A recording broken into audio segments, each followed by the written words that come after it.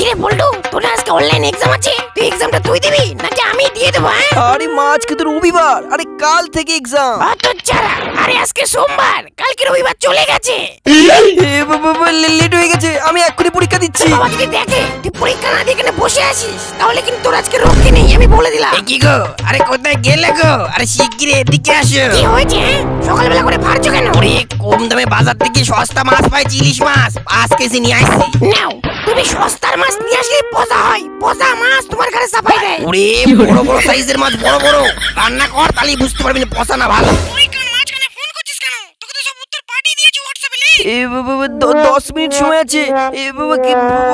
লিখছি কিছু ডাউট হলে তোকে ফোন করবো খুনি। এই কি গো, তোমার ছেলে বলে আজকে থেকে অনলাইন এক্সাম শুরু হচ্ছে, পরীক্ষা দিচ্ছে তো নাকি সারাদিন গেম খেলছে? কে বলেছে তোমাকে? ও তো সকালে ঘুম থেকে উঠে পরীক্ষা দিচ্ছে। তুমি ওকে বলে দিও এই ওর শেষ, এবার যদি ফেল করেছে ওকে চার দোকান খুলে দেবো, ও চা বিক্রি করবে। ওরে তুমি অত উত্তেজিত হচ্ছ কেন? তোমার ছেলে এবার পাশ করে যাবেনি। সালা সব প্রশ্ন টিক মারা হয়ে গেছে, এখন শুধু রচনাটা লিখলেই হয়ে যায়। বেশ, করে তারা কি দেখছো? আমার জন্য একটা গরম গরম চা করে নিয়ে আসো। সবাই তো গুরুর রচনা লেখে, আমি কুকুরের রচনা লিখবো? সালা 10 কুড়ি দেবে। 2000 years later. সকালবেলা করে ইলিশ মাছ বাজার ভাত সস্তা ভাঙা। এই মা, পরীক্ষা দেওয়া হয়ে গেছে, খিদে পেয়েছে, খেতে দাও। তোর পরীক্ষা হয়েও গেল? আরে মা, অনলাইন এক্সাম, আরে শুধু টিক মারো বসে বসে, ব্যাস।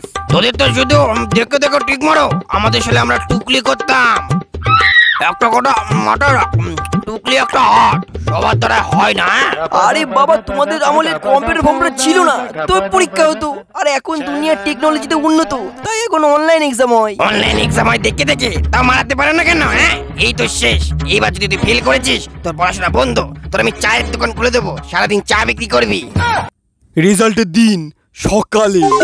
ভাই, আমার খুব ভয় লাগছে, যদি এবার ফেল করে যাই, বাবা বলে যে চার দোকান খুলে দেবে। আরে তুই ভয় পাচ্ছিস কেন? তুই চা বিক্রি করবি, আমি তোর কাপ প্লেট গুলো দেবো। তোর ভয় লাগলে তুই আমারটাকে চেক কর, দেখ। ভাই, তোরটা আমি চেক করেছি, তুই তো পাস করে গেছিস। ইয়েস, আমি তো এটাই চাচ্ছিলাম, বাবাকে বলে এবার হায়াবুসাটা কিনেই নেব।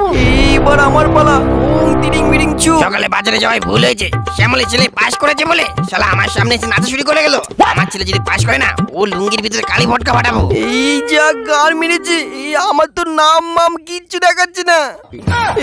বাবা বলে যে ভাই চায়ের দোকান খুলে দেবে, চা বিক্রি করতে হবে। আরে বলটু, তুই চাপ নিচ্ছিস কেন?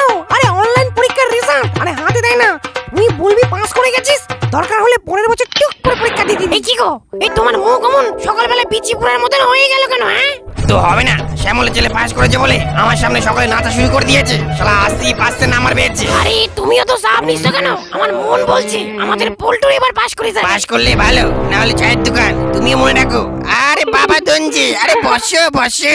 এ ভাই, তুই কিছু কবি নি, যা বলার কিন্তু আমি কব। কি হলো বাবা দন্দা, পাস করেছো নাকি এবছরে ফুটে গেছো? আরে কাকা, আমরা দুই বন্ধু, এবারও পাস করে গেছি ফার্স্ট ডিভিশনে। আচ্ছা, ফার্স্ট ডিভিশন? দেখি দেখি আমার দিক তাকা দেখি, সুবিধা মনে হচ্ছে না। কি গো, আরে তুমিও না সত্যি ছেলেটা পাস করে গেছে তা না? তুই ভদ্র ভদ্র মারাসনি, তুই আসলে যা দরজাটা খুলে দিয়ে আয়। দুলাল, তোর ছেলে এবার পাস করেছো তো নাকি এবারও? বারে বারে গুগু তুমি কে যাবা ধান, এবার আমার ছেলে ফার্স্ট ডিভিশনে পাস করেছে। ওরে, পাস তো করবে, বিগত 5 বছর ধরে যে ফেল করছে। আমার ছেলে ওর থেকে 5 বছর ছোট, ও সারা ফেল করতে করতে আমার ছেলে ধরিয়ে ফেলেছে।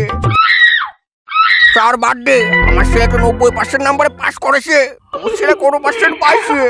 আমার ছেলে তোর ছেলের থেকে বেশি পার্সেন্ট নাম্বারে পাস করেছে, তুই দেখবি। এ বাবা বল্টু, বলে দে তো কত পার্সেন্ট। এ ভাই, চুপ করে থাকিস নি, কিছু কিছু কই দি, কিছু কিছু। বাবা বল্টু, তোর মদন সেটার মুখের উপরে উত্তরটা শুনিয়ে মার দিনি। আমি কত পার্সেন্ট জানো? ওই মানে বাবা, ওই 110।